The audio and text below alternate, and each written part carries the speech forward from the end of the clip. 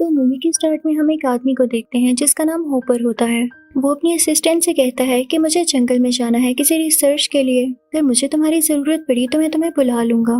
Hopper के साथ उसका डॉग भी होता है और अब वो जंगल के लिए निकल पड़ते हैं। हॉपर एक आर्कियोलॉजिस्ट था। वो जंगल में आगे की तरफ बढ़ रहा होता है तो उसका डॉग एकदम से भौंकने लग जाता है। वो उस तरफ जाता है तो उसे एक केव दिखाई देती है जो कि काफी मिस्टीरियस थी। उसके अंदर कोई इंसान खड़ा हुआ था। वो कोई काउ बॉय लग रहा था। वो बिल्कुल भी मूवमेंट नहीं कर रहा था। उसी जंगल में होपर को एक वैन दिखाई देती है जो कि उसके पेरेंट्स की थी, यानी उसके पेरेंट्स भी कभी यहाँ पर आए और उसके बाद खो गए। उसको अपने पेरेंट्स की वैन में से कई चीजें मिलती हैं, यानी कि कुछ फोटोग्राफ्स और कई चीजें जो कि उसके पेरेंट्स के यूज में थी।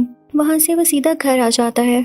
वो सीधा अपनी असिस्टेंट के पास जाता है। उसका भाई भी उसके साथ होता है। तो होपर अपनी असिस्टेंट से कहता है कि मैंने तुमसे कहा था कि मैं तुम्हारी इस मामले में मदद लूंगा, लेकिन मेरे ख्याल में वो जंगल काफी ज्यादा अजीब है। वहाँ पर अजीबोगरीब केव्स हैं जिसमें मुझे एक मिस्टीरियस सा आदमी भी दिखाई दिया है। तो बेहतर होगा कि मैं अकेला वहाँ पर जाऊँ और पहले खुद सारी चीजों को देखूं, और अगर मुझे तुम लोगों की मदद की जरूरत होगी तो मैं तुम्हें बुला लूंगा। तो उसके असिस्टेंट कहती है कि ठीक है, लेकिन आप अपना ख्याल रखिएगा, मैंने भी सुना है कि वह जंगल काफी अजीब है। फिर हम देखते हैं कि होपर दोबारा से उस फॉरेस्ट में पहुंच जाता है और अब रात हो चुकी थी। होपर अपनी टॉर्च ऑन किए उस केव की तरफ दोबारा जाता है तो वो देखता है कि वो काउ बॉय अभी भी वहीं पर खड़ा हुआ है, बिल्कुल उसी पोजीशन में। ना वो मूव कर रहा है और ना ही कहीं जा रहा है। तो होपर कहता है कि कुछ भी हो, मैं आज इस बात का पता लगा के रहूंगा कि केव के दूसरी तरफ क्या है और कौन सी ऐसी चीज है जिसे आदमी देखकर यहीं रुक गया। लेकिन उससे पहले वो अपनी सेफ्टी के लिए दूसरी तरफ रस्सियां बांध देता है कि अगर कोई मसला हो जाए तो मैं इनको पकड़ के यहाँ से भाग सकूं। और फिर उसके बाद वो अपनी टॉर्च लिए और अपना बैग पहने केव के अंदर जाने लगता है।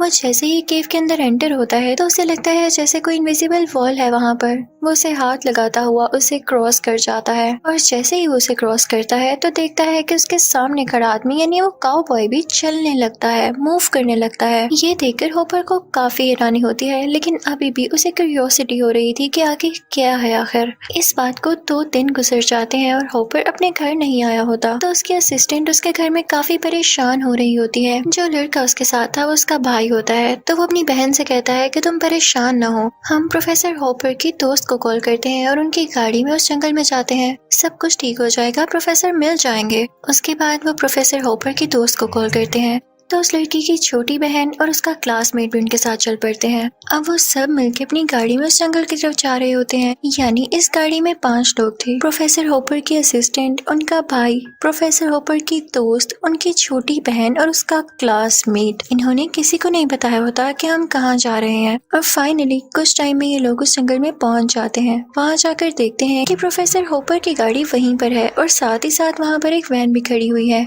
उस वैन में उन्हें कुछ पुराने फोटोग्राफ्स मिलते हैं और उन्हें पता चलता है कि प्रोफेसर होपर यहाँ पर अपने पेरेंट्स की तलाश में आए थे। वो आगे बढ़ते हैं और सारे अलग अलग डायरेक्शन में उस जंगल को एक्सप्लोर करने लगते हैं। लेकिन तभी सारे एक जगह पर इकट्ठे होते हैं जो कि वही केव थी और उन्हें वो रस्सी नजर आती है जो कि प्रोफेसर होपर ने लगाई थी। कई दिन गुजरने की वजह से वो रस्सी अब कमजोर हो चुकी थी। वो पांचों उस केव के अंदर देखते हैं तो वहाँ खाई होती है। तो वो उस छोटी बच्चे के क्लासमेट से कहते हैं कि आप बाहर ही रुको, आप अपने पास वॉकी टॉकी रखो और हम चारों अंदर जाते हैं, अगर कोई मसला हो तो हम आपको बता देंगे और आप भी कांटेक्ट में रहना। और इसके बाद वो चारों खुद को रस्सी से बांधकर उस खाई में जाने लगते हैं। अभी वो लोग ज्यादा नीचे नहीं गए होते कि उन्हें भी वही इनविजिबल वॉल दिखाई देती है, यानी वो उसको फील करते हैं। अंदर केव में हम प्रोफेसर होपर को देखते हैं जो कि ये बात नोटिस करते हैं कि केव के बाहर लाइट ब्लिंक कर रही है। तो हमें ये बात यहाँ पर पता चलती है कि जो कोई केव के अंदर होता है उसके मुताबिक टाइम सही चल रहा होता है, लेकिन जो केव के बाहर होता है उसके मुताबिक केव के अंदर का टाइम काफी ज्यादा स्लो होता है। और इसी तरह जो केव के अंदर होता है उसके मुकाबले में बाहर का टाइम काफी ज्यादा तेज होता है। इसीलिए तो अंदर प्रोफेसर को दिन और रात के गुजरने का टाइम ऐसे लग रहा था जैसे कोई चीज ब्लिंक कर रही हो। और जब प्रोफेसर बाहर थे तो उन्हें लग रहा था कि वो काउबॉय रुका हुआ है जबकि वो अंदर चल रहा था। आप लोग हैरान हो रहे होंगे कि ऐसा क्यों हो रहा है और इस केव में आखिर ऐसा क्या है जो केव के अंदर का टाइम गुजरता ही नहीं है। तो इसकी वजह है वही फाउंटेन ऑफ यूथ, यानी वही जवान कर देने वाला कुआं। दूसरी तरफ हम उन चारों को देखते हैं जो कि केव में आगे बढ़ रहे होते हैं। तभी वॉकी टॉकी पर उन्हें कोई डिस्टॉर्शन सुनाई देती है जो कि उसी क्लासमेट की थी और वो कह रहा होता है कि मुझे आपकी हेल्प चाहिए केव से बाहर। और जैसे ही लोग उस तरफ जाते हैं तो देखते हैं कि उस छोटी बच्ची का क्लासमेट वहाँ पर मरा पड़ा है। उस बेचारे बच्चे की डेड बॉडी थी वहाँ पर। ये लोग हैरान हो रहे थे कि हम अभी अभी तो केव के अंदर आए तो ये बेचारा कैसे मर गया। तो फिर उन्हें भी ये राज पता चलता है कि हम तो बेशक अभी केव के अंदर आए लेकिन बाहर काफी ज्यादा टाइम गुजर चुका था। मैक्सिमम 3 से 4 दिन हो चुके थे उन्हें केव में आए हुए। तो वो बेचारा बच्चा बाहर इनका वेट करता रहा और जब उसने केव के अंदर आने की कोशिश की तो वो गिर गया और वहाँ कुछ लोग उसे मार गए।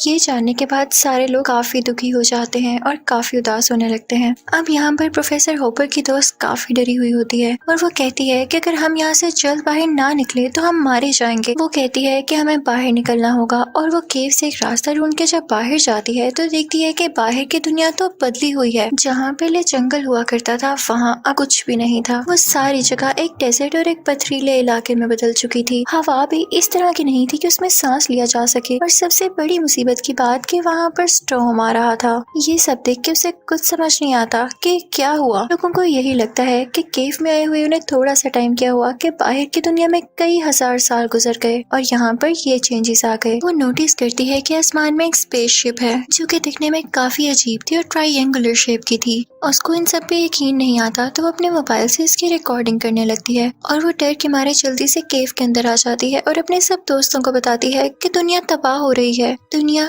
1000 साल आगे चली गई है और वो डिस्ट्रक्शन की तरफ आ रही है जबकि केव के अंदर इसका कोई असर नहीं हो रहा। तो उसके दोस्त कहते हैं कि हम तुम्हारी बात कैसे मान लें, तुम्हें तो अभी बाहर गए हुए 1 सेकंड भी नहीं हुआ और तुम वापस भी आ गई। तुम प्लीज ऐसे टाइम पे हमारे साथ झूठ मत बोलो। तो वो कहती है कि मैं झूठ क्यों बोलूंगी, तुम ये वीडियो देख लो। और जैसे ही वो उन लोगों को ये वीडियो दिखाती है जो कि स्टॉर्म की थी, स्पेसशिप की थी और सब चेंजेस उसमें साफ दिखाई दे रहे थे तो उसके साथ ही भी काफी डर जाते हैं और प्लान करने लगते हैं कि अब नेक्स्ट क्या किया जाए क्योंकि बाहर की दुनिया तो पूरी तरह से तबाह हो चुकी है और वो अपनी सारी जिंदगी इस केव के अंदर तो नहीं गुजार सकते ना। अब ये चारों काफी परेशान होते हैं कि तभी केव के अंदर एक लैडर आती है जो कि काफी एडवांस लग रही थी और उस पर से एक आदमी होता हुआ नीचे आता है जिसने रोबोटिक ड्रेस पहन रखा था। वो कोई 8 फुट का जवान लड़का था। वो एक नॉर्मल इंसान ही था लेकिन बाहर 1000 साल गुजर जाने की वजह से वो काफी एडवांस हो चुका था।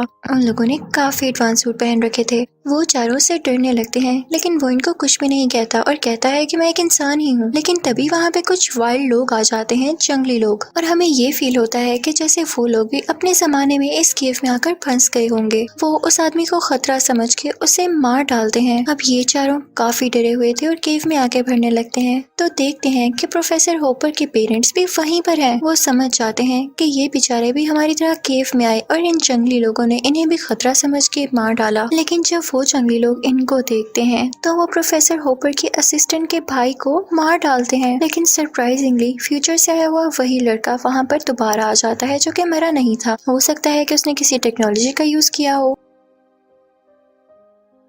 वो उस लड़के को 7 गहरे पानी में डाल देता है जिसके बाद वो लड़का जिंदा हो जाता है।